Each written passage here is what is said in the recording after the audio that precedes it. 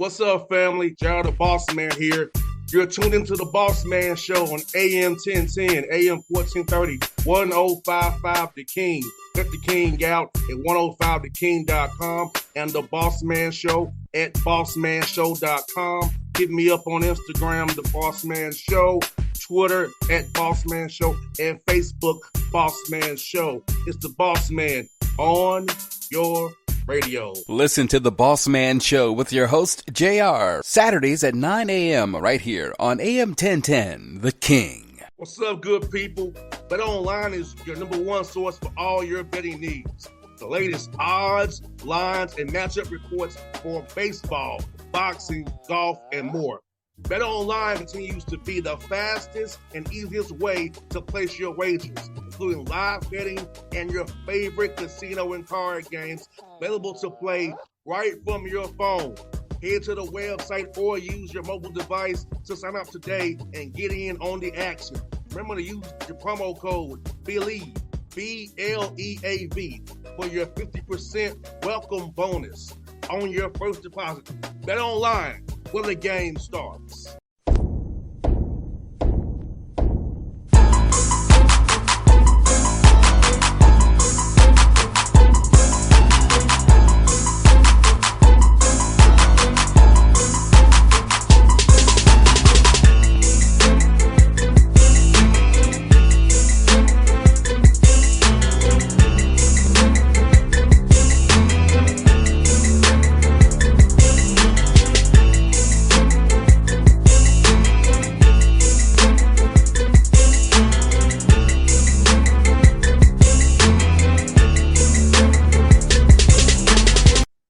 Folks, back on the Bossman Show, going to the Big 12, the West Virginia, Morgantown, Virginia, where our own Pac-Man Jones went to school at and played football there. It's Josh Eilert here with me on the Bossman Show. Coach, how you doing, man? I'm doing great. I mean, things are coming together. It's been a long road, but it's happening fast, and I'm excited.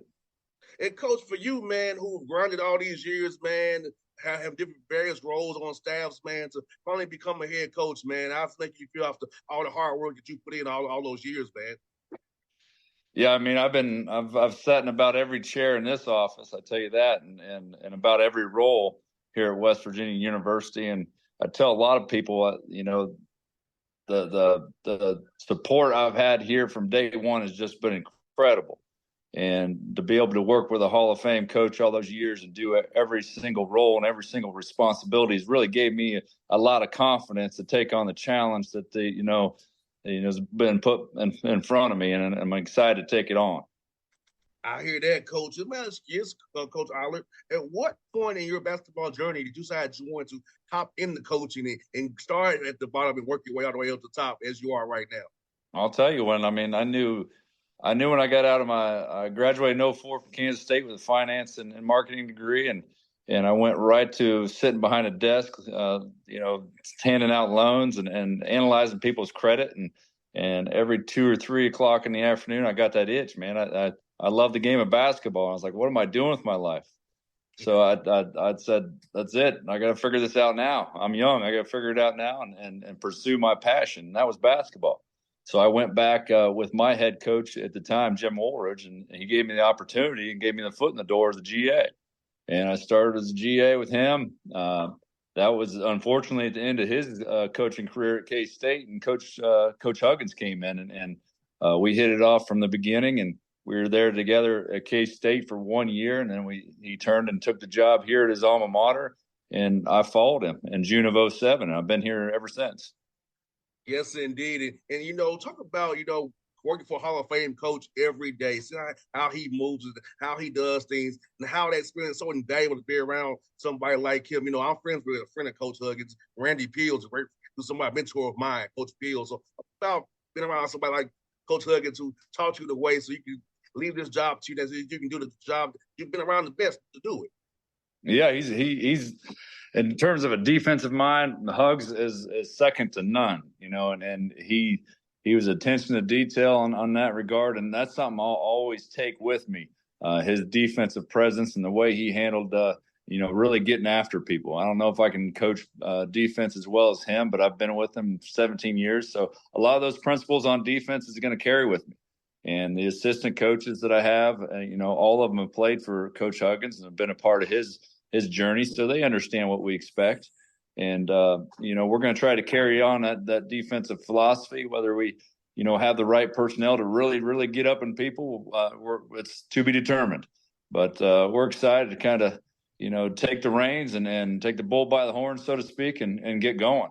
I'm itching every day trying to get a full roster in here and seal that up so we can move forward. Mentions Coach Eilert, how has workouts been this summer for you guys, man? And who are some guys really improved during your 4 hours a week of working out together as a team? And this year probably is not much install because most of the guys you have for the most part. But how has it been, man? Who's some guys really pop doing workouts this summer? Well, the summer was really hard because it was like a revolving door. All those players got all that leverage in terms of they had 30 days immediate transfer. So I knew there's 4 or 5 guys that weren't going anywhere, and they locked in from day one. But a lot of them were teetering. They had a lot of leverage, and in this day and age, and with NIL, they could jump ship and go figure out what their value is. And I don't blame them for that. It's just the new age of college athletics. But we got some really strong pieces, and we're really excited about the guys we brought in. Now, they got to come together, and we got to build some chemistry early and figure out each other and how we play off each other. But, that's why I'm so eager to get started and get going. 100%. And, Coach, with that being said, are you going to focus more on team stuff more than you would during this period between now and November? And you would because you have some new guys at the jail kind of fast. So will you probably do more team-related things more than just individual skill work as you get ready towards November? Yeah, that's 100% been my strategy here in the fall. Summer has been more, we never really had 10 guys at any given time. So this fall has been the first time we've had more than 10.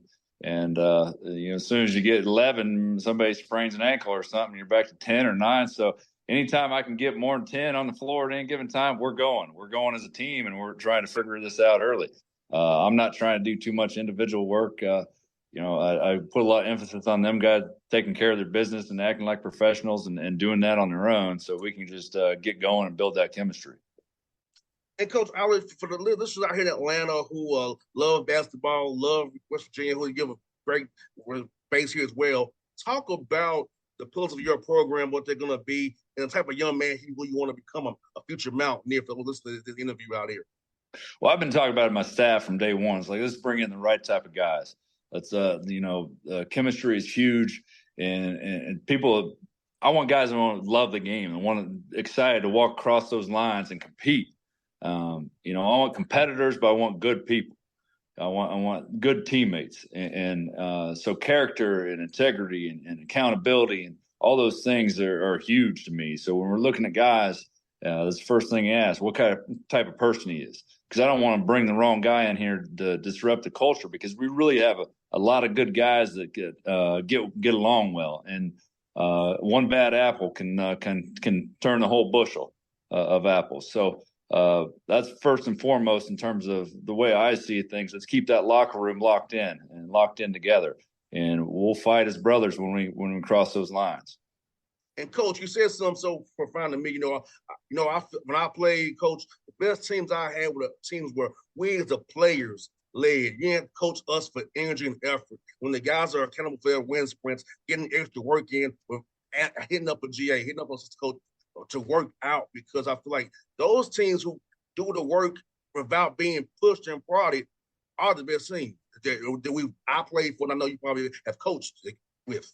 Yeah, I'm sitting here in my office. It's their day off. They're required to have a certain number of days off in the fall, and I hear balls bouncing. They're out there working, and that's the type of culture we're putting together. And I tell them all the time, this is your team, guys. This is your team. This is about you guys, how you guys are going to kind of come together and take ownership in it. And I think, from a leadership standpoint, I don't know who's going to take that role, but locked in, they certainly are. They're locked in. They're wanting to put that work in and get this season started. And I think they're all buying it at this point. We haven't got too crazy heavy on them yet and really pushed on them, but we will. We're going to get there. And Coach, talk about where you're at, man, with West Virginia being that national brand, how when guys hear West Virginia, they know what it's about, the tradition of it, that we make the phone call, guys are excited to come up to Morgantown and play for you all, and the environment of Morgantown and how the fans up there really support Mountaineer, anything across the whole state of West Virginia. Until you spend time in West Virginia or go to a game, whether it be a football game, basketball game, whatever it may be, people don't understand. This is 1.8 million people that absolutely love Mountaineer sports. They ain't got no pro teams here. We're not competing with pro teams. We got Mountaineer football, Mountaineer basketball, Mountaineer sports in general.